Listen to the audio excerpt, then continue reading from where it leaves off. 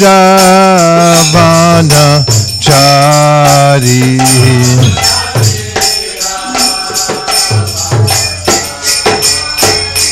Jaya Radha Madhava Kunja Bihari.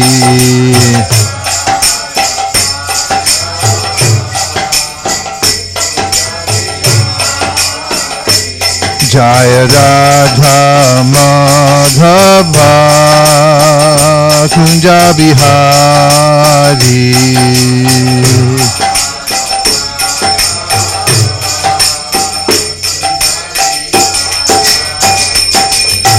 Gopi Jana Vallabha Givaradhari.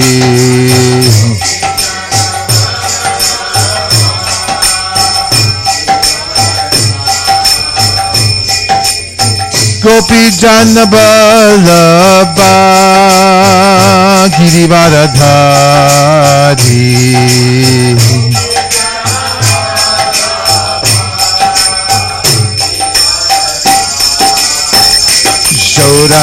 Shodanandana Braja Janaranjana.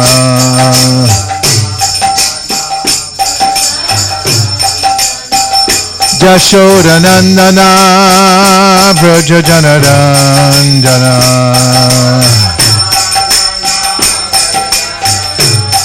Jashodanandana Braja Janaranjana.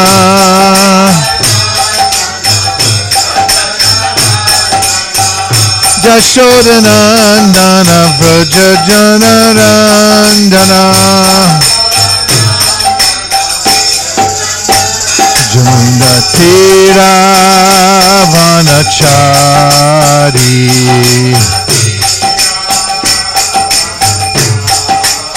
Jamunati Ravanachari.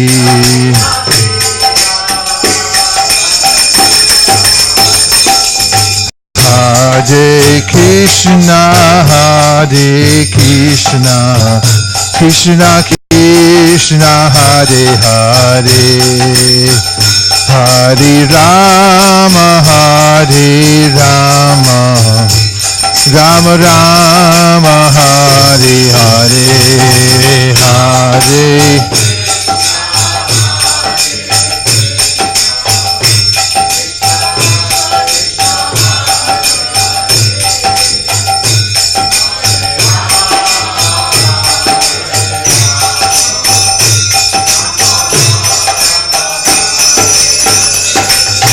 Hare Krishna, Hare Krishna, Krishna Krishna, Hare Hare, Hare Rama, Hare Rama, Rama Rama, Hare Hare, Hare Krishna, Hare Krishna, Krishna Krishna, Hare Hare.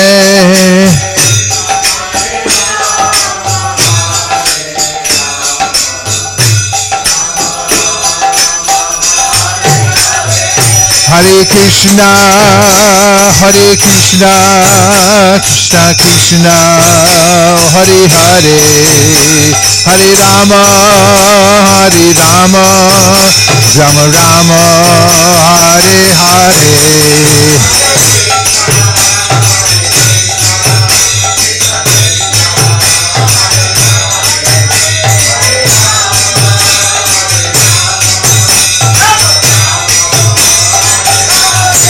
Hare Krishna, Hare Krishna, Krishna Krishna, Hare Hare, Hare Rama, Hare Rama, Rama Rama, Hare Hare, Hare Krishna.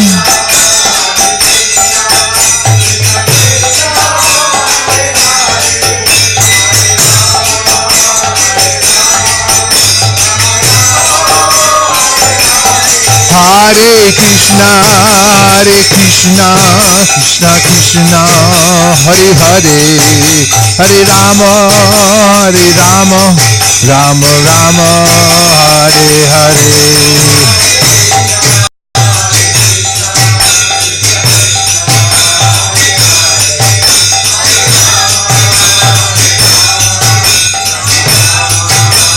Nitai Gaur Hari Bo Hari Bo Hari Bo Nitai Gaur Hari Bo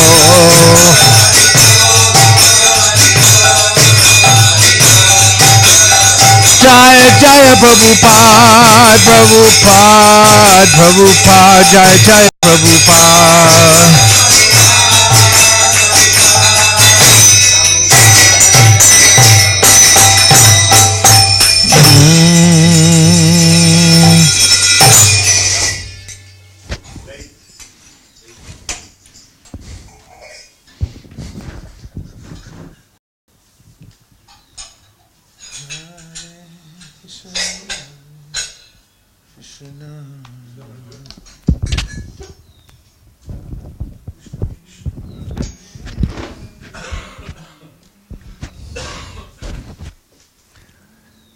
Welcome back to the live studios here in Bhaktivedanta Ashram, Govardhan, just across the street from that most famous of all hills, Giriraj Govardhan.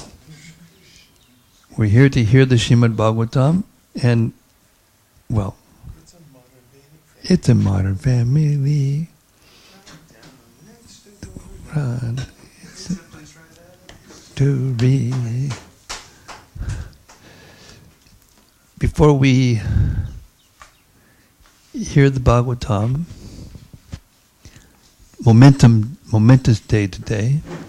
Looks like we might finish the Srimad Bhagavatam, 7th canto. Okay.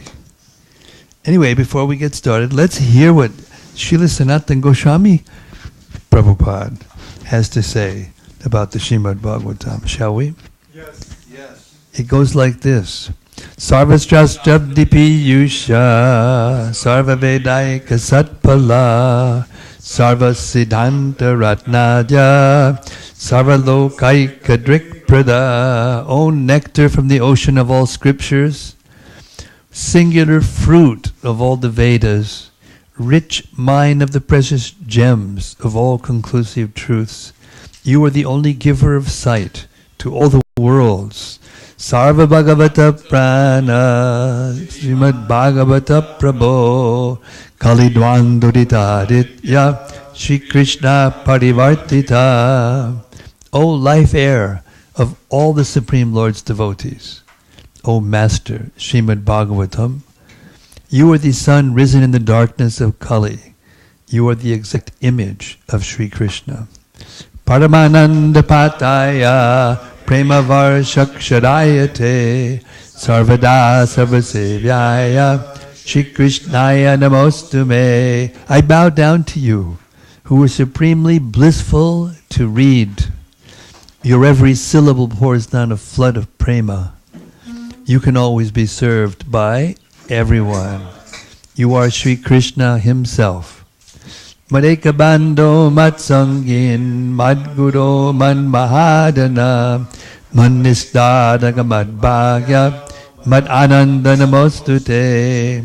My only friend, my constant companion, my spiritual master, my great wealth, my savior, my good fortune, my source of ecstasy, I bow down to you. Asadu sadhu tadayin atine chochata kada hanamuncha kadachin mam premna ret gatayospura. O bestower of saintliness to the unsaintly, O exalter of the most fallen, please never leave me. Always appear in my heart and my voice with pure love. Om Namo Bhagavate Vasudevaya. Om Namo Bhagavate Vasudevaya.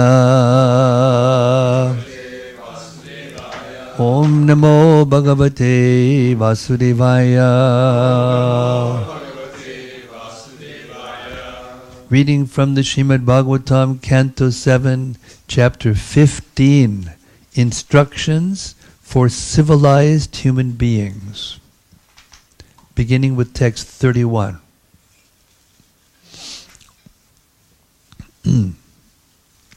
My dear King, in a sacred and holy place of pilgrimage, one should select a place in which to perform yoga. The place must be level and not too high or low. There, one should sit very comfortably, being steady and equipoised, keeping his body straight, and thus begin chanting the Vedic pranava. Purport. Generally, the chanting of Om is recommended because in the beginning, one cannot understand the personality of Godhead. As stated in Srimad Bhagavatam 1:2-11, Vidanti tat tatva vidas tatvam yaj jnanam advayam brahmiti paramatmeti bhagavan iti shabhyate. Learned transcendentalists who know the absolute truth call this non-dual substance Brahman, Paramatma, or Bhagavan.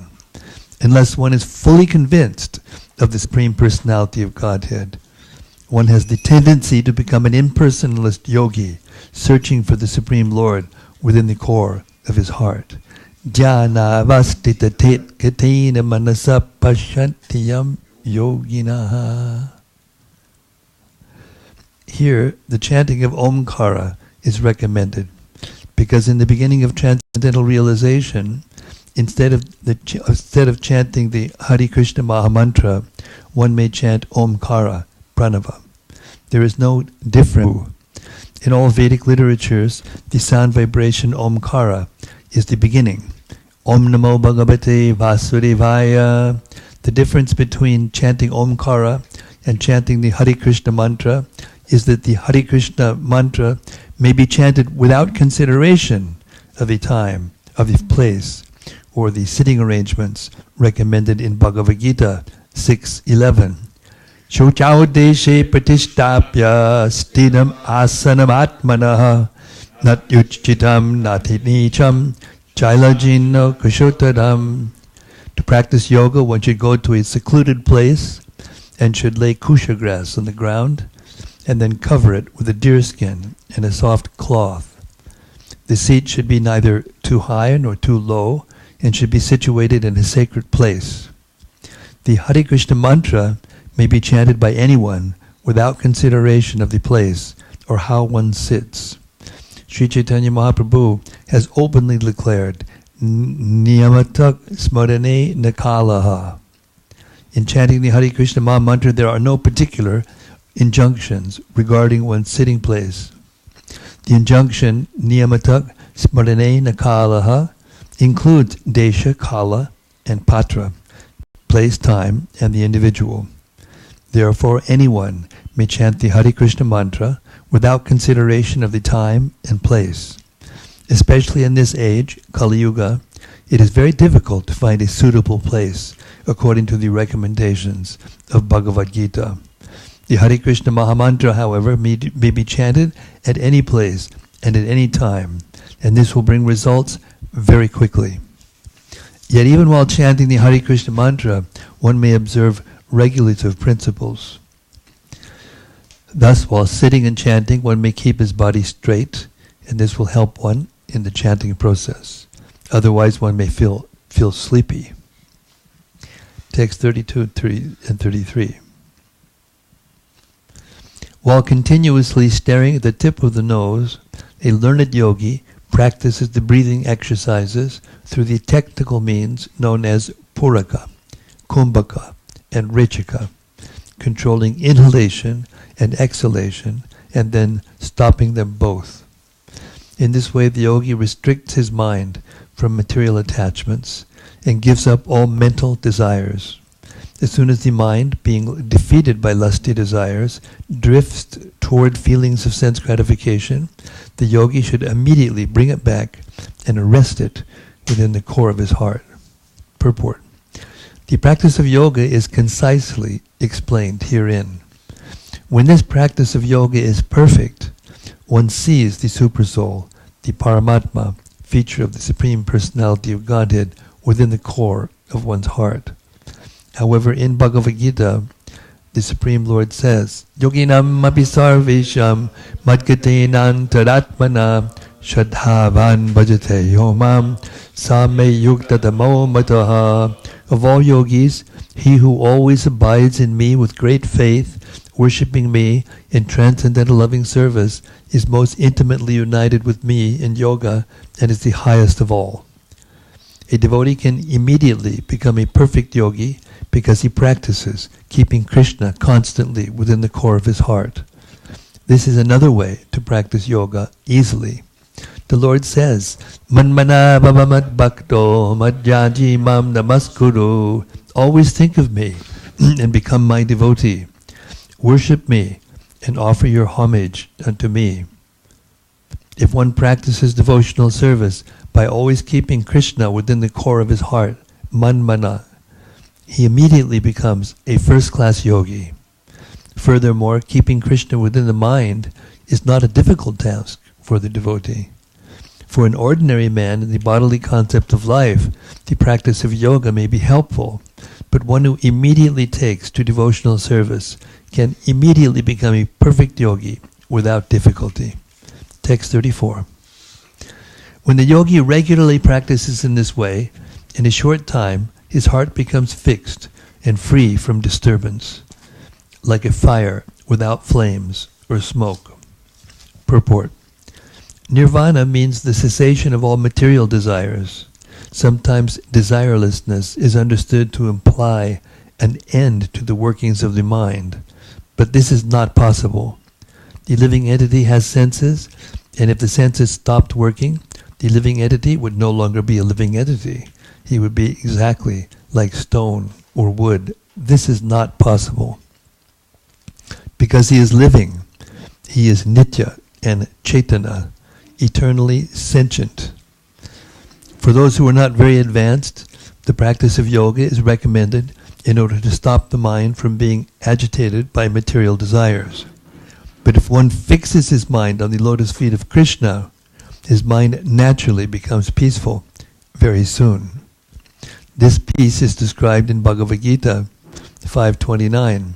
Muktadam jagatapasam sarvaloka maheshwaram suridam sarvabhutanam yatvamam shantim richjiti. If one can understand Krishna as the supreme enjoyer, the supreme proprietor of everything, and the supreme friend of everyone, one is established in peace and is free from material agitation. However, for one who cannot understand the Supreme Personality of Godhead, the practice of yoga is recommended. 35. When one's consciousness is uncontaminated by material lusty desires, it becomes calm and peaceful in all activities. For one is situated in eternal, blissful life. Once situated on that platform, one does not return to materialistic activities. Purport.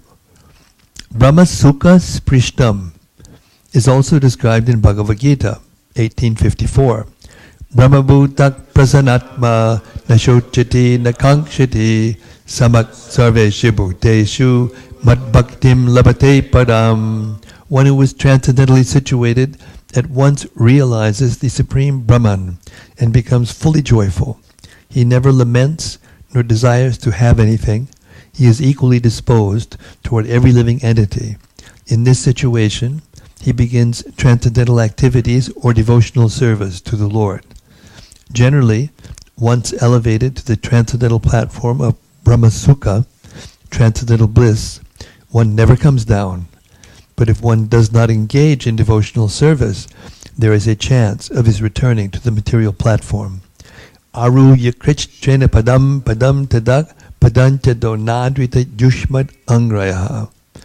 One may rise to the platform of Brahma Sukha, transcendental bliss, but even from that platform, one may fall down to the material platform if he does not engage himself in devotional service.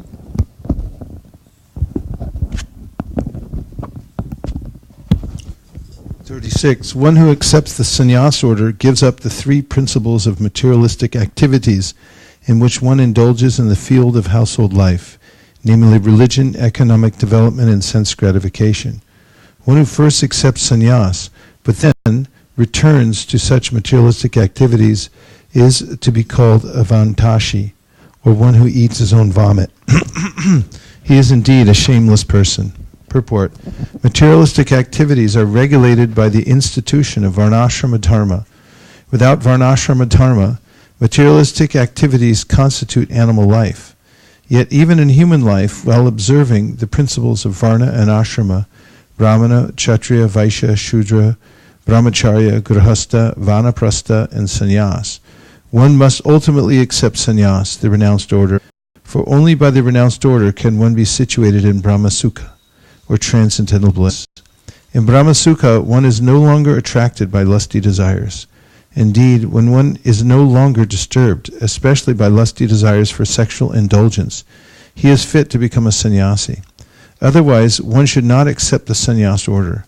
If one accepts sannyas at an immature stage, there is every possibility of his being attracted by women and lusty desires, and thus again becoming a so-called grihastha or a victim of women. Such a person is most shameless, and he is called vantashi, or one who eats that which he has already vomited. He certainly leads a condemned life. In our Krishna consciousness movement, it is advised, therefore, that the sannyasis and brahmacharis keep strictly aloof from the association of women, so that there will be no chance of their falling down again as victims of lusty desires. 37. Sannyasis who first consider that the body is subject to death, when it will be transformed into stool, worms, or ashes, but who again give importance to the body and glorify it as the self, are to be considered the greatest rascals. Purport. A sannyasi is one who has clearly understood through advancement in knowledge that Brahman, he, the person himself, is the soul, not the body. One who has this understanding may take sannyas, for he is situated in the aham brahmasmi position. Brahma bhuta prasannatma na shochati na kankshati. Such a person who no longer laments or hankers to maintain his body, and who can accept all living entities as spirit souls, can then enter the devotional service of the Lord. If one does not enter the devotional service of the Lord, but artificially considers himself Brahman or Narayana, not perfectly understanding that the soul and body are different, one certainly falls down, patantyada. Such a person again gives importance to the body. There are many sannyasis in India who stress the importance of the body. Some of them give special importance to the body of the poor man, accepting him as Daridra Narayana, as if Narayana had a material body. Many other sannyasis stress the importance of the social position of the body as a brahmana, kshatriya, vaishya, or shudra. Such sannyasis are considered the greatest rascals, asatamaha. They are shameless because they have not yet understood the difference between the body and the soul, and instead have accepted the body of a brahmana to be a brahmana. Brahmanism, brahmanya, consists of the knowledge of Brahman, but actually the body of a brahmana is not Brahman. Similarly, the body is neither rich nor poor.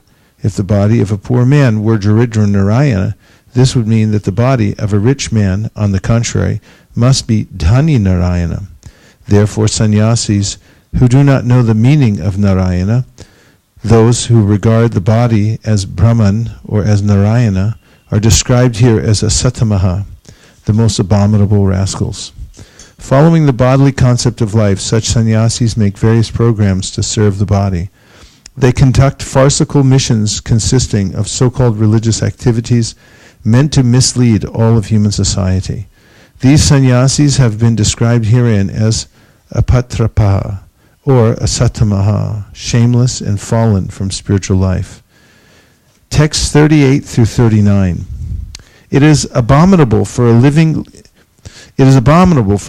living in the grihastha ashrama to give up the regulative principles, for a brahmachari not to follow the brahmachari vows while living under the care of the guru, for a vanaprastha to live in the village and engage in so-called social activities, or a sannyasi to be addicted to sense gratification. One who acts in this way is to be considered the lowest renegade. Such a pretender is bewildered by the external energy of the Supreme Personality of Godhead, and one should either reject him from any position, or taking compassion upon him, teach him, if possible, to resume his original position. Purport. We have repeatedly stressed that human culture does not begin unless one takes to the principles of Varnashrama Dharma. Although Grihastha life is a concession for the enjoyment of sex, one cannot enjoy sex without following the rules and regulations of householder life. Furthermore, as already instructed, a brahmachari must live under the care of the guru. Brahmachari gurukule vasandanto gororhitam. If a brahmachari does not live under the care of the guru, if a vanaprastha engage in ordinary activities, or if an vanaprastha engages in ordinary activities, or if a sannyasi is greedy and eats meat, eggs, and all kinds of nonsense for the satisfaction of his tongue, he is a cheater and should immediately be rejected as unimportant. Such persons should be shown compassion, and if one has sufficient strength, one should teach them to stop them from following the wrong path in life. Otherwise, one should reject them and pay them no attention. 40. The human form of body is meant for understanding the self and the Supreme Self. The Supreme Personality of Godhead, both of whom... The human form of body is meant for understanding the self and the super self, the Supreme Personality of Godhead, both of whom are transcendentally situated. If both of them can be understood when one is purified by advanced knowledge, for what reason and for whom does a foolish, greedy person maintain the body for sense gratification? Purport. Of course, everyone in this material world is interested in maintaining the body for sense gratification, but by cultivating knowledge, one should gradually understand that the body is not the self. Both the soul and the supersoul are transcendental to the material body. This is to the material world. Both the soul and the supersoul are transcendental to the material world. This is to be understood in the human form of life, especially when one takes sannyas. A sannyasi, one who has understood the self, should be engaged in elevating the self and associating with the super-self. Our Krishna consciousness movement is meant for elevating the living being for promotion back home, back to Godhead. Seeking such elevation is one's duty in the human form of life. Unless one performs this duty, why should one maintain the body? Especially if a sannyasi not only maintains the body by ordinary means, but does everything to maintain the body, including even eating meat and other abominable things, he must be a lampataha, a greedy person simply engaged in sense gratification. A sannyasi must specifically remove himself from the urges of the tongue, belly, and genitals, which disturb one as long as one is not fully aware that the body is separate from the soul. Text 41.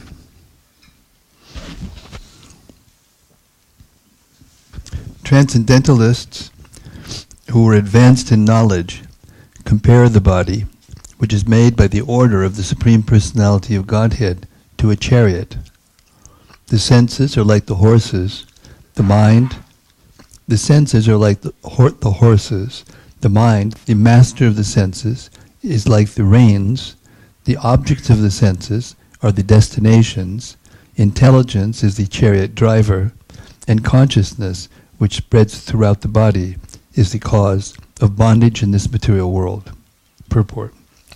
For a bewildered person in the materialistic way of life, the body, the mind, and the senses, which are engaged in sense gratification, are the cause of bondage to repeated birth, death, old age, and disease. But for one who is advanced in spiritual knowledge, the same body, senses, and mind are the cause of liberation. This is confirmed in the Katha Upanishad as follows.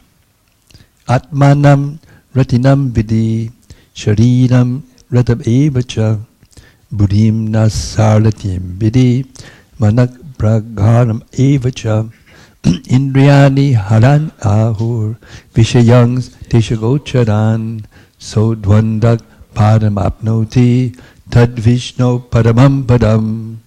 The soul is the occupant of the chariot of the body, of which the driver is the intelligence. The mind is the determination to reach the destination. The senses of the horses and the sense objects are also included in that activity. Thus one can reach the destination, Vishnu, who is Paramam Padam, the supreme goal of life. In conditioned life, the consciousness in the body is the cause of bondage. But the same consciousness, when transformed into Krishna consciousness, becomes the cause for one's returning home, back to Godhead.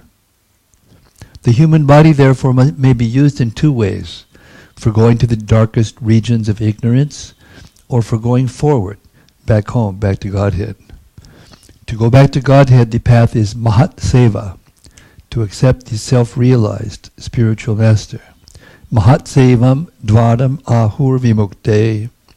For liberation, one should accept the direction of authorized devotees, who can actually endow one with perfect knowledge. On the other hand, Tamodvaram, Yoshitam, Sangisangam. If one wants to go to the darkest regions of material existence, one may continue to associate with persons who are attached to women. Yoshitam, Sangisangam. The word Yoshit means woman. Persons who are too materialistic are attached to women. It is said, therefore, Atmanam Ratitam Vidi Shariram Ratameva Cha. The body is just like a chariot or car in which one may go anywhere. One may drive well, or else one may drive whimsically, in which case it is quite possible that he may have an accident and fall into a ditch. In other words, if one takes directions from the experienced spiritual master, one can go back home, back to Godhead. Otherwise, one may return to the cycle of birth and death. Therefore, Krishna personally advises, Achadananak Purusha Dharmasyasya Parantapa Aprapyamam Nivartante Mrityu Sangsara Vartmani. Those who are not faithful on the path of devotional service cannot attain me, O conqueror of foes, but return to birth and death in this material world. The Supreme Personality of Godhead, Krishna, personally gives instructions on how one can return home, back to Godhead. But if one does not care to listen to his instructions, the result will be that one will never go back to Godhead, but will continue life in this miserable condition of repeated birth and death in material existence. Mrityu, Sangsara, Vartmani. The advice of experienced transcendentalists, therefore, is that the body being fully engaged for achieving the ultimate goal of life, Swarta Gatim. The real interest or goal of life is to return home, back to Godhead. To enable one to fulfill this purpose, there are so many Vedic literatures, including Vedanta Sutra, the Upanishads, Bhagavad Gita, Mahabharata, and the Ramayana. One should take lessons from these Vedic literatures and learn how to practice Nivritti Marg. Then one's life will be perfect. The body is important as long as it has consciousness. Without consciousness, the body is merely a lump of matter. Therefore, to return home back to Godhead, one must change his consciousness from material consciousness to Krishna consciousness. One's consciousness is the cause of material bondage, but if this consciousness is purified by bhakti yoga, one can then understand the falsity of his upadhi, his designations as Indian, American, Hindu, Muslim, Christian, and so on. Sarvabhadi, Sarvopadi, Nirmuktam, Tatpadat, Vena Nirmalam. One must forget these designations and use this consciousness only for the service of Krishna. Therefore, if one takes advantage of the Krishna consciousness movement, his life is certainly successful. Text 42. The 10 kinds of air acting within the body are compared to the spokes of the chariot's wheels, and the top and bottom of the wheel itself are called religion and irreligion. The living entity in the bodily concept of life is the owner of the chariot. The Vedic mantra Pranava is the bow, the pure living entity himself is the arrow, and the target is the Supreme Being. Yaivo. 10 kinds of air, purport. 10 kinds of air always flow. 10 kinds of life air always flow within the material body. They are called prana, apana, samana, vyana, udana, naga, kurma, krikala, devadatta, and dhananjaya. They are compared here to the spokes of the chariot's wheels. The life air is the energy for all of the living beings' activities, which are sometimes religious and sometimes irreligious. Thus, religion and irreligion are said to be the upper and lower portions of the chariot's wheels. When the living entity decides to go back home, back to Godhead, his target is Lord Vishnu, the Supreme Personality of Godhead. In the conditioned state of life, one does not understand that the goal of life is the Supreme Lord. Nate vidu swargatitim hi vishnum durashaya ye bahirartamaninaha. The living entity tries to be happy within this material world, not understanding the target of his life. When he is purified, however, he gives up his bodily conception of life and his false identity as belonging to a certain community, a certain nation, a certain society, a certain family, and so on. Sarvabhadi nirmuktam tat padat mena nirmalam.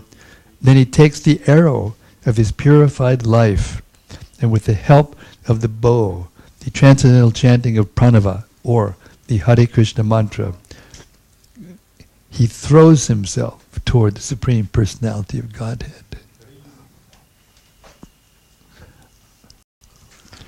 Srila Vishwanath Chakravarti Thakur has commented that because the words bow and arrow are used in this verse, one might argue that the Supreme Lord Personality of Godhead and the living entity have become enemies. However, although the Supreme Personality of Godhead may become the so-called enemy, living being, this is his chivalrous pleasure. For example, the Lord fought with Bhishma, and when Bhishma pierced the Lord's body on the battlefield of Kurukshetra, this was a kind of humor or relationship of which there are 12. When the conditioned soul tries to reach the Lord by hurling an arrow at him, the Lord takes pleasure, and the living entity gains the profit of going back home, back to Godhead. Another example given in this regard is that Arjuna, as a result of piercing the Adharamina, or the fish within the chakra, achieved the valuable gain of Draupadi. Similarly, if with the arrow of chanting the holy name of the Lord one pierces Lord Vishnu's lotus feet, by dint of performing this heroic activity of devotional service, one receives the benefit of returning home, back to Godhead. Prabhupada's so poetic, isn't it? Amazing. 33 and 34. 43 and 44. In the conditioned stage, one's conceptions of life are sometimes polluted by passion and ignorance, which are exhibited by attachment, hostility, greed, lamentation, illusion, fear, madness, false prestige, insults, fault-finding, deception, envy, intolerance, passion, bewilderment, hunger, and sleep. Sounds familiar. All of these are enemies. Sometimes one's conceptions are also polluted by goodness. Purport. The actual aim of life is to go back home, back to Godhead. But there are many hindrances created by the three modes of material nature. Sometimes by a combination of Rajaguna and Tamaguna, the modes of passion and ignorance, sometimes by the mode of goodness. In the material world, even if one is a philanthropist, a nationalist, and a good man according to materialistic estimations, these conceptions of life form a hindrance to spiritual advancement. How much more of a hindrance then are hostility, greed, illusion, lamentation, and too much attachment to material enjoyment? To progress toward the target of Vishnu, which is our real self-interest, one must become very powerful in conquering these various hindrances or enemies. In other words, one should not be attached to being a good man or a bad man in this material world. In this material world, so-called goodness and badness are the same because they consist of the three modes of material nature. One must transcend this material nature. Even the Vedic ritualistic ceremonies consist of the three modes of material nature.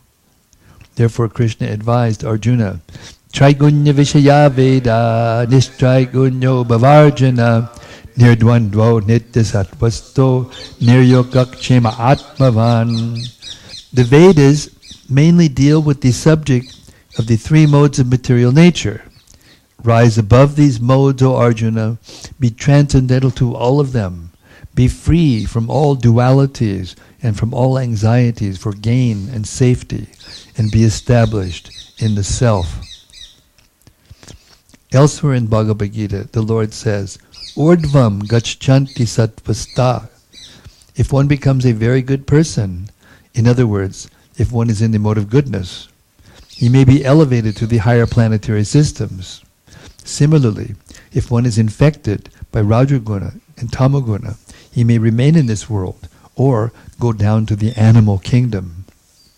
But all of these situations are hindrances on the path of spiritual salvation. Sri Chaitanya Mahaprabhu therefore says, Brahmanda Brahmati Konya Bhagavanji Bhagyavanji Guru Krishna Prasade Poya Bhakti Lata Bij. If one is fortunate enough to transcend all this so-called goodness and badness and come to the platform of devotional service by the mercy of Krishna and Guru, his life becomes successful. In this regard, one must be very bold so that he can conquer these enemies of Krishna consciousness. Not caring for the good and bad of this material world, one must boldly propagate Krishna consciousness. Text 45. As long as one has to accept the material body with its parts and paraphernalia, which are not fully under one's control, one must have the lotus feet of his superiors, namely his spiritual master and the spiritual master's predecessors. By their mercy, one can sharpen the sword of knowledge, and with the power of the Supreme Personality of Godhead's mercy, one must then conquer the enemies mentioned above. In this way, the devotee should be able to merge into his own transcendental bliss, and then he may give up his body and resume his spiritual identity. Purport. In Bhagavad Gita, the Lord says, Janma karma chame divyam evam yo veti tatpataha taktva deham punar janma naitimam eti sorjuna. One who knows the transcendental nature of my appearance and activities does not, upon leaving the body, take his birth again in this material world, but attains my eternal abode, O Arjuna. This is the highest perfection of life, and the human body is meant for this purpose. It is said in Srimad Bhagavatam 11:20-17, Rideham adyam sumalak sedulabam palvam sukulam gurunardignanam mayanukulena nabasviterditam pumad bhavadmim ataret atmaha. This human form of body is a most valuable boat, and the spiritual master is the captain, Guru Karnadvaram, to guide the boat in plying across the ocean of nations. The instruction of Krishna is a favorable breeze. One must use all these facilities to cross over the ocean of nations. Since the spiritual master is the captain, one must serve the spiritual master very sincerely, so that by his mercy, one will be able to get the mercy of the Supreme Lord. A significant word here, Bala. The spiritual master is certainly very merciful to his disciples, and consequently, by satisfying him, a devotee gets strength from the Supreme Personality of Godhead. Sri Chaitanya Mahaprabhu therefore says, Guru Krishna Prasadi Poya Bhakti Lata Bij. One must first please the spiritual master, and then one automatically pleases Krishna and gets the strength with which to cross the ocean of nations. If one seriously desires to return home back to Godhead, one must therefore become strong enough by pleasing the spiritual master. For thus one gets the weapon with which to conquer the enemy, and one also gets the grace of Krishna. Simply getting the weapon of jnana is insufficient. One must sharpen the weapon by serving the spiritual master and adhering to his instructions. Then the candidate will get the mercy of the Supreme Personality of Godhead. In general warfare, one must take help from his chariot and horses in order to conquer his enemy. And after conquering his enemies, he may give up the chariot and its paraphernalia. Similarly, as long as one has a human body, one should fully use it to obtain the highest perfection of life, namely going back home, back to Godhead. The perfection of knowledge is certainly to become transcendently situated, Brahmabhuta, as the Lord says in Bhagavad Gita 18:54. Brahmabhuta prasanatma nashuchati nakankshati samak sarveshu bhuteshu madbhaktim labate param. One who is transcendentally situated at once realizes the Supreme Brahman and becomes fully joyful. He never laments nor desires to have anything. He is equally disposed toward all living entities. In that state, he attains pure devotional service. Simply by cultivating knowledge, as the impersonalists do, one cannot get out of the clutches of Maya. Yes. One must attain the platform of bhakti. Bhaktya mam avijanati yavanyascha smitatpataha tato mam tatpato gyatva vishate tadanantaram. One can understand the Supreme Personality of Godhead as He is only by devotional service. And when one is in full consciousness of the Supreme Lord by such devotion, he can enter into the kingdom of God.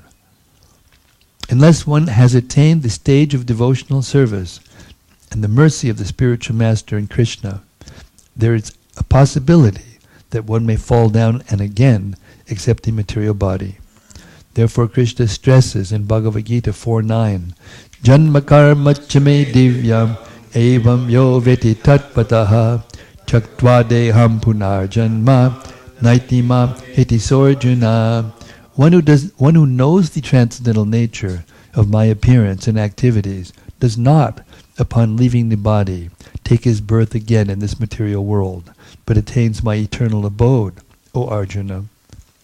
The word tatpataha, meaning in reality, is very important.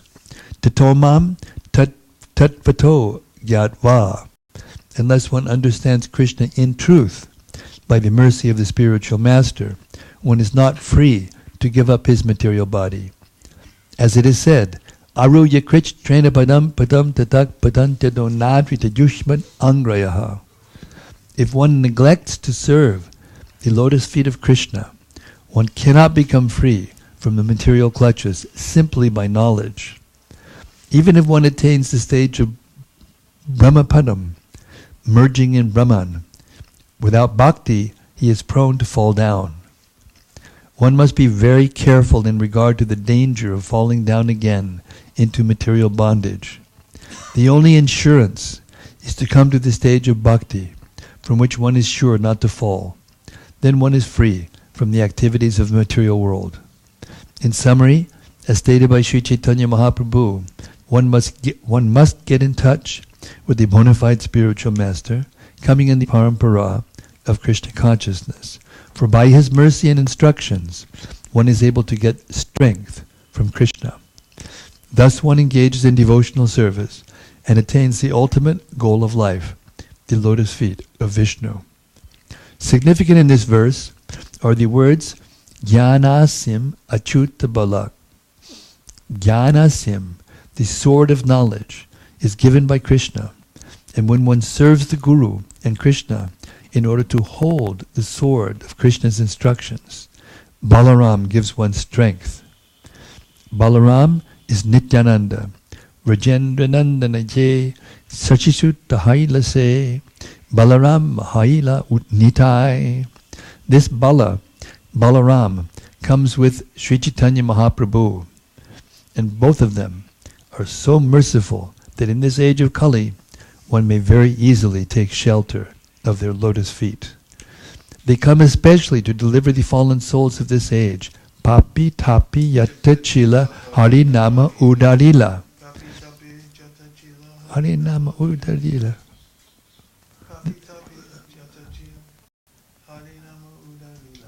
Their weapon is Sankirtana, Harinama. Thus one should accept the sword of knowledge from Krishna and be strong with the mercy of Balarama. We are therefore worshipping Krishna Balarama in Vrindavan. In the Mundaka Upanishad, it is said, Nayam Atma Balahine. Go ahead. No, do your turn. Do your regular tune.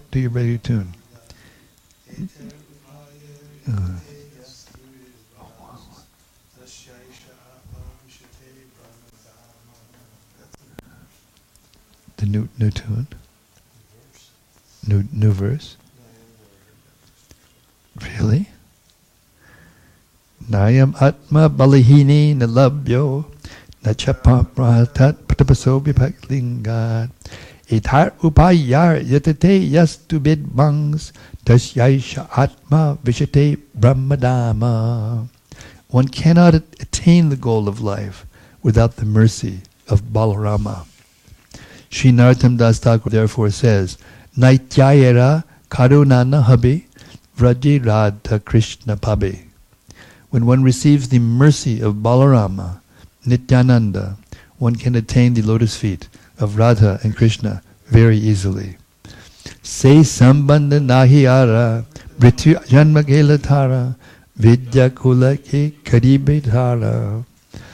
If one has no connection with Nitai, Balarama, then even though one is a very learned scholar or jnani, or has taken birth in a very respectable family, these assets will not help him. We must therefore conquer the enemies of Krishna consciousness with the strength received from Balarama. Balarama 3, 1, 2, 3. Balarama! 1, 2, 3. Balarama! 1, 2, 3. Balarama! 46. Otherwise, if one does not take shelter of Achyuta in Baladev, then the senses acting as the horses and the intelligence acting as the driver, both being prone to material contamination, inattentively bring the body, which acts as the chariot, to the path of sense gratification. When one is thus attracted again by the rogues of Vishaya, eating, sleeping, and mating, the horses and chariot driver are thrown into the blinding dark well of material existence, and one is again put into a dangerous and extremely fearful situation of repeated birth and death. Purport: without the protection of Gaura Nitai, Krishna and Balaram, one cannot get out of the dark well of ignorance in material existence. This is indicated here by the word nochet, which means that one will always remain in the dark well of material existence. Question: which word means that one will always remain in the dark well of material existence? Nochet. Nochet. The living entity must get strength from Gaurnitai. Who must the living entity get strength from? Gaurnitai. What about Krishna Balaram? Or Krishna Balaram? Yes. Yes? Yes. Nandasuno? Yes. Yes, he's in. Without the mercy of Nitai Gaur, there's no way to come out of this dark well of ignorance. Without the mercy of Gaur Nitai, there's several ways to come out of the dark well of ignorance. True or false? False. Loka? True or false? What? Nai. Niet. As stated in the Chaitanya Charitamrita, Vande Shri Krishna Chaitanya Nityananda Sahauditao Gododai Pushpavantao Chitra Chandao Tamonudao. I offer my respectful obeisances unto Sri Krishna Chaitanya and Lord Nityananda, who are like the sun and moon. They have arisen simultaneously on the horizon of Gauda to dissipate the darkness of ignorance, and thus wonderfully bestow benediction upon all. This material world is a dark well of ignorance. The fallen soul in this dark well must take shelter of the lotus feet of Gaura Nitai, for thus he can easily emerge from material existence. Without their strength, simply attempting to get out of the clutches of matter by speculative knowledge will be insufficient. 47. According to the Vedas, there are two kinds of activities, pravriti and nivritti. Pravriti activities involve raising oneself from a lower to a higher condition of materialistic life, whereas nivritti means the cessation of material desire. Through pravriti activities, one suffers from material entanglement, but by nivritti activities, one is purified and becomes fit to enjoy eternal blissful life. Fit to enjoy eternal blissful life. Fitness. Purport, as confirmed in Bhagavad Gita 16:7, Pavitrim cha nivritrim cha Janana vidur asura, the asuras, the non-devotees, the asuras, non-devotees, cannot distinguish between pravriti and nivritti. Whatever they like, they do. Do as thou wilt shall be the whole of the law. Such persons think themselves independent of the strong material nature, and therefore they are irresponsible and do not care to act piously.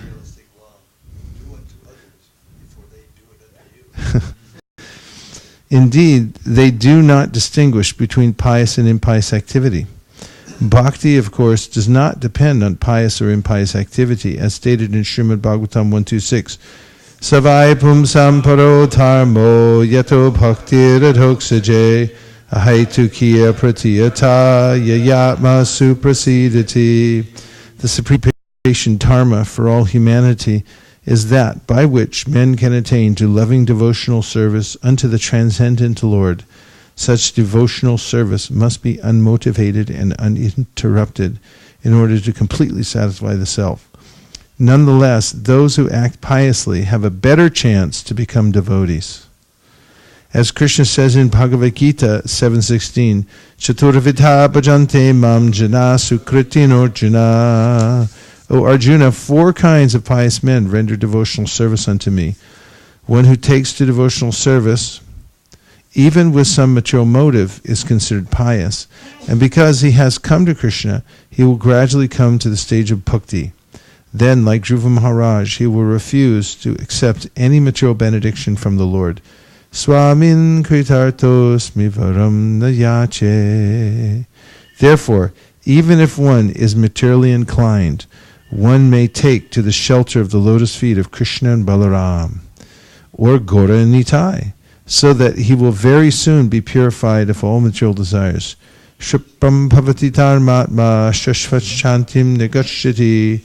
As soon as one is freed from inclinations toward pious and impious activities, he becomes a perfect candidate for returning back home, back to Godhead. Hi, I'm your candidate for returning back home to Godhead. Text 48 through 49.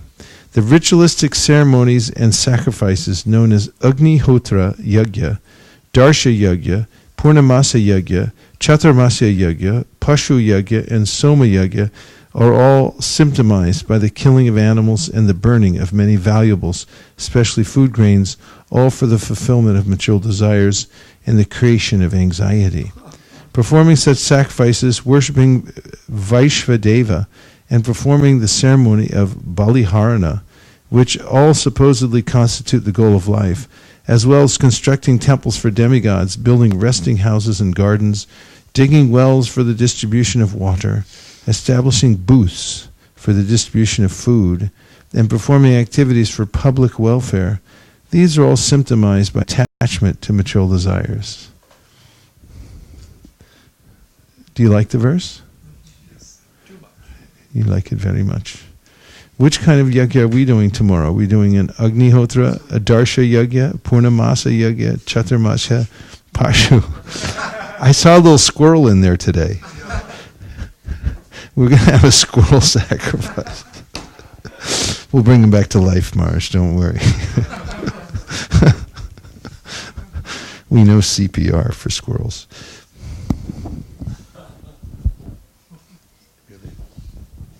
But Kali Yuga, we just do squirrel.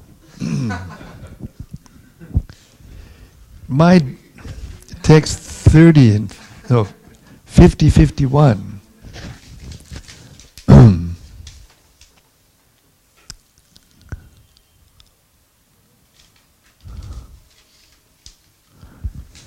My dear King Yudhishthir, when oblations of ghee and food grains like barley and sesame are offered in sacrifice, they turn into celestial smoke, which carries one to successively higher planetary systems, like the kingdoms of Duma, Ratri, Krishnapaksha, Dakshinam, and ultimately the moon. Then, however, the performers of sacrifice descend again to earth to become herbs, creepers, vegetables, and food grains. These are eaten by different living entities and turned into semen, which is injected into female bodies. Thus one takes birth again and again. Purport. This is explained in the Bhagavad Gita 9:21. Titam bhukva svargalokam vishalam chine punye martyalokam vishanti evam trayi dharma manuprabhana gatagatam kama kama labante. When those who follow the pravriti marg have enjoyed heavenly sense pleasure, they return to this mortal planet again. Thus, through the Vedic principles, they achieve only flickering happiness. Following the pravriti marg, the living entity who desires to be promoted to the higher planetary systems performs sacrifices regularly, and how he goes up and comes down again is described here in Srimad Bhagavatam, as well as in Bhagavad Gita. It is also said, Trigunya Vishaya Veda. The Vedas deal mainly with the three modes of material nature. The Vedas deal with what, mainly? Three modes of material nature. The Vedas, especially three Vedas, namely Sama, Yajur, and Rik, vividly describe this process of ascending to the higher planets and returning. But Krishna advises Arjuna, Trigunya Vishaya Veda Nistraigunyo Bhavarjana. One has to transcend these three modes of material nature. Then one will be released from the cycle of birth and death. Otherwise, although one may be promoted to a higher planetary system such as Chandraloka, one must again come down, Chine, Punye, Martyalokam, Vishanti. After one's enjoyment due to pious activities is finished, one must return to this planet in rainfall and first take birth as a plant or creeper, which is eaten by various animals, including human beings, and turned to semen. This semen is injected into the female body, and thus the living entity takes birth. Those who return to earth in this way take birth, especially in the higher planets, higher families, like those of Brahmanas. It may be remarked in this connection that even the modern so-called scientists who are going to the moon are not able to stay there, but are returning to their laboratories. Laboratories? Laboratories? What is it? Laboratories. I gotta get that app. Are you gonna give me that app? I'll pay. Don't worry. Unless you want to give it in charity.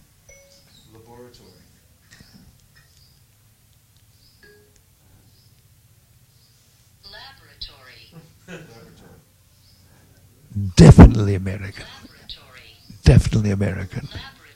Definitely American. The English, I guess, pronunciation Laboratory is English. Like tomato, deity.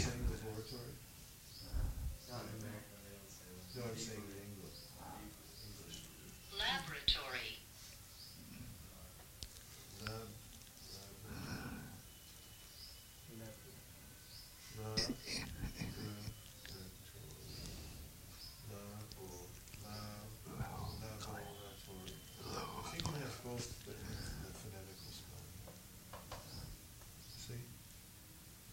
Laboratory, but it said laboratory. It leaves out the O. It leaves out the O. It's giving the English, but see here, it's got the alternative pronunciation.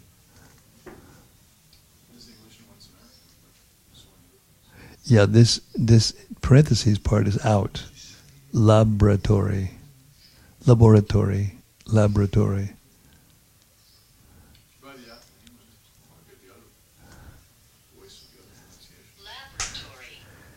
I'm in two minds about some of these words, because he always says process. And I got into the habit following as a dutiful friend. And I'm half Canadian. My mom was born in Canada. So I can legitimately go either way. Which means you better stick to speaking American. But I've been out of America for so long, I forget how. Sometimes when I'm giving lectures and stuff, they ask me, what country are you from? That's a good sign. Sarvopati Nibbana Muktam. You want to make me an American? Is that what you want me to do? You want me to make you American? Is that what you want me to do? That's because you say dynasty, that's why. What? There is no dynasty. If you say that on the recording, you're going to be fired, I guarantee you. Listen. Dynasty. British. I like it. I like it. It's of life, But it doesn't have the thing here. It doesn't allow you to say this one. Anyway, dynasty. Dynasty. This must be a sign. Dynasty. This must be a sign. The reason they don't put it on there is because everybody knows. I have a question though about this, and I'm not done with the purport, but last year, or the year before, I was in New Vrindavan, and Bhakti True Maharaj was talking about cosmography. And when he talked about the way that a living entity uses up his pious credits in the heavenly planets, and this must be from some Purana or something, so I'm seeing if you've heard this before, Madhva, that when he's used up his final pious credit in the heavenly planets, he falls down into this region, which is an interim region where it's full of rakshasas. And there he's devoured. His body is devoured.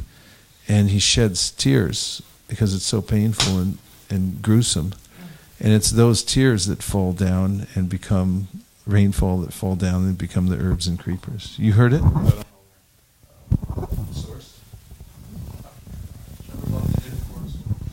Can we trace it out? Madhva will find it. He's our researchist and archivist. Okay, sorry, Marsh, go right ahead. Continue with the purport.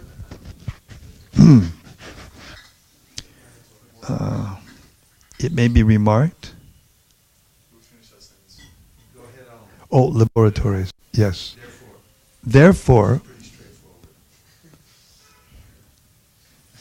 don't come over there.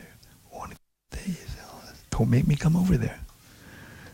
Therefore, whether one goes to the moon by modern mechanical arrangements or by performing pious activities, one must return to earth. Come down to earth now. Come down to earth. That is clearly stated in this verse and explained in Bhagavad Gita.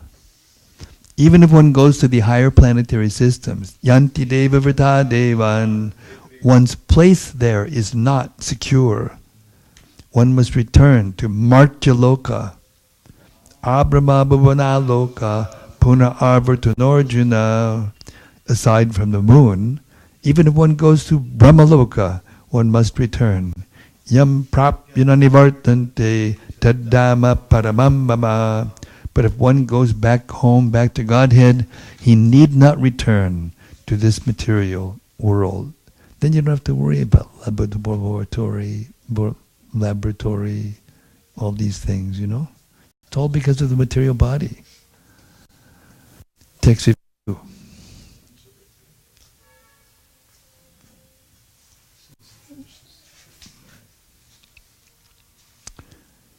O twice-born Brahmana Dvija, a twice-born Dvija gains his life by the grace of his parents through the process of purification known as Garbhadana. There are also other processes of purification until the end of life, when the funeral ceremony, Anjeshti Kriya, is performed. Thus in due course, a qualified Brahmana becomes uninterested in materialistic activities and sacrifices, but he offers the sensual sacrifices in full knowledge into the working senses, which are illuminated by the fire of knowledge. Purport. Those interested in materialistic activities remain in the cycle of birth and death. Pravritti marg, or the inclination to stay in the material world to enjoy varieties of sense gratification, has been explained in the previous verse. Now, in this verse, it is explained that one who has perfect Brahminical knowledge rejects the process of elevation to higher planets and accepts Nivritti marg. In other words, he prepares himself to go back home, back to Godhead. Those who are not Brahmanas, but atheists, do not know what is Pravritti marg or Nivritti marg. They simply want to obtain pleasure at any cost. Our Krishna consciousness movement is therefore training devotees to give up the Pravritti marg and accept the Nivritti marg in order to return home, back to Godhead. This is a little difficult to understand, but it is very easy if one takes the Krishna consciousness seriously. Takes the Krishna consciousness how? Seriously. You got that right. And tries to understand Krishna. A Krishna conscious person can understand that performing yajna according to the karma kanda system is a useless waste of time, and that merely giving up the karma kanda and accepting the process of speculation is also unfruitful. I don't want to be the cause of you're not finishing seventh canto. Maharaj, please come in. Please come in. Actually coming in.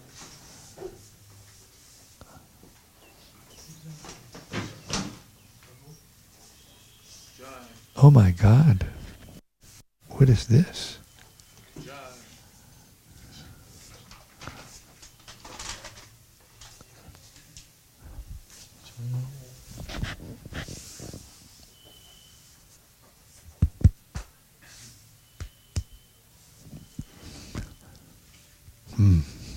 My guru. Woof, woof. He's a woofer.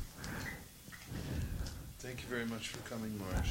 I should have come. It was like the old days. You lifted us up in our time of need. This is where the upliftment is. I'm just in the hole in the corner. Are you going to Vrindavan? Mayapur. Oh, Mayapur. My goodness. Well, we'll be in touch. There's a lot going on. A lot going on, yes indeed. Good clean fun. Bless me that I can read Srila Prabhupada's books without a mistake and properly so that people will like it too much. Too much. Yes. Without any sea voyages and planets of trees, etc., etc. Or without having once been, does he ever cease to be? We'll take the Mayavad stuff out.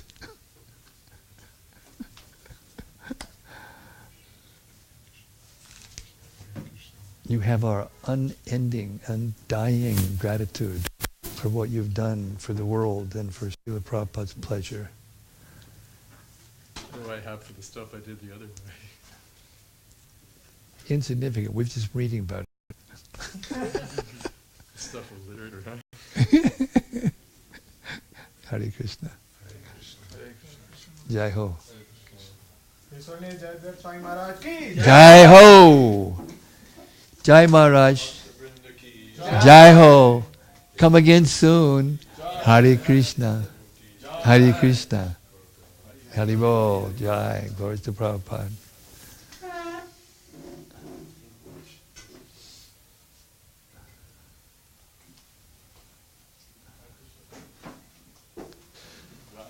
Ah, that was a breath of fresh air.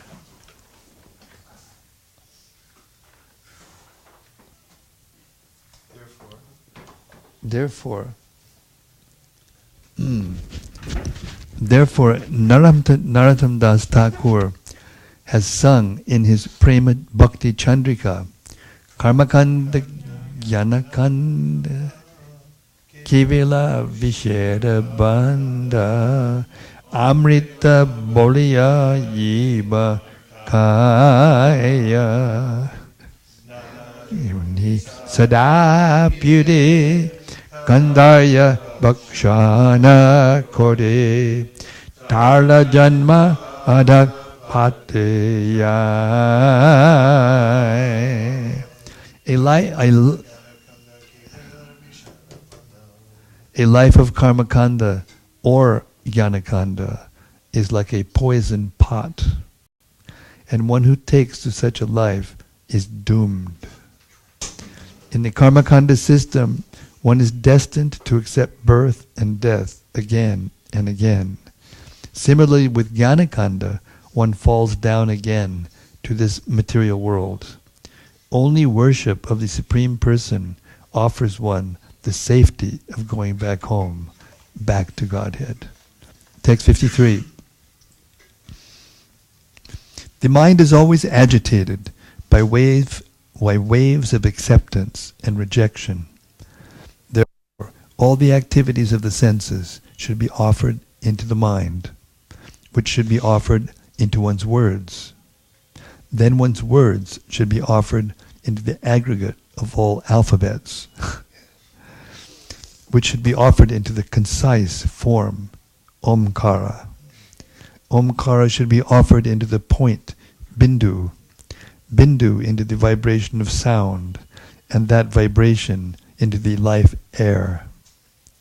Then the living entity, who is all that remains, should be placed in Brahman, the Supreme. This is the process of sacrifice. Wow, how beautiful is that? Huh? Purport. The mind is always agitated by acceptance and rejection, which are compared to mental waves that are constantly tossing. The living entity is floating in the waves of material existence because of his forgetfulness. Srila Bhaktivinoda Thakur has therefore sung in his Gitabali, Michimaya Vashi Vachi Bishi Chibubai. My dear mind, under the influence of Maya, you are being carried away by the waves of rejection and acceptance. Simply take shelter of Krishna. Jiv Krishna Das E Vishwas Karlitar. If we simply regard the lotus feet of Krishna as our ultimate shelter, we shall be saved from all these waves of Maya, which are variously exhibited as mental and sensual activities, and the agitation of rejection and acceptance. Krishna instructs in Bhagavad Gita 1866, Sarvadharman Parityajya Mamekam Charanam Braja Ahang Tvam Sarva Papebhyo Mokshayishami Ma Shuchaha.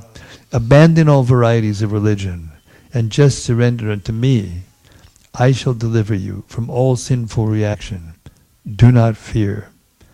Therefore, if we simply place ourselves at the lotus feet of Krishna by taking to Krishna consciousness and keeping always in touch with Him by chanting the Hare Krishna mantra, we need not take much trouble in arranging to return to the spiritual world. I mean, how nice is that? I've got to hear that again. Phew.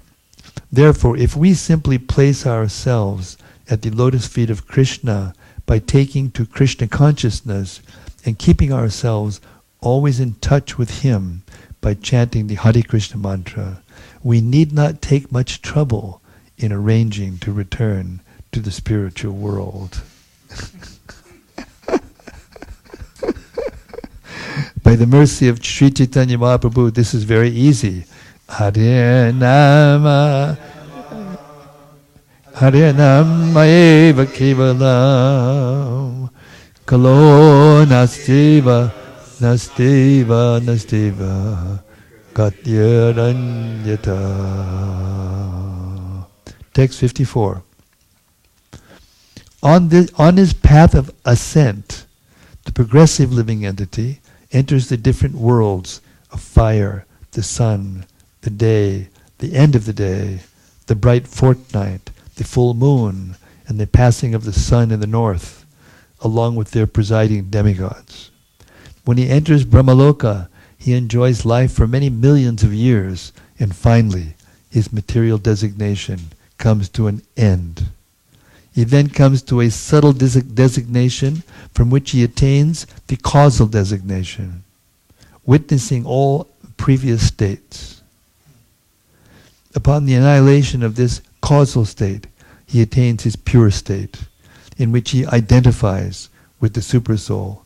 In this way, the living entity becomes transcendental. May I make a point? Is that in the Bible? May I make a point?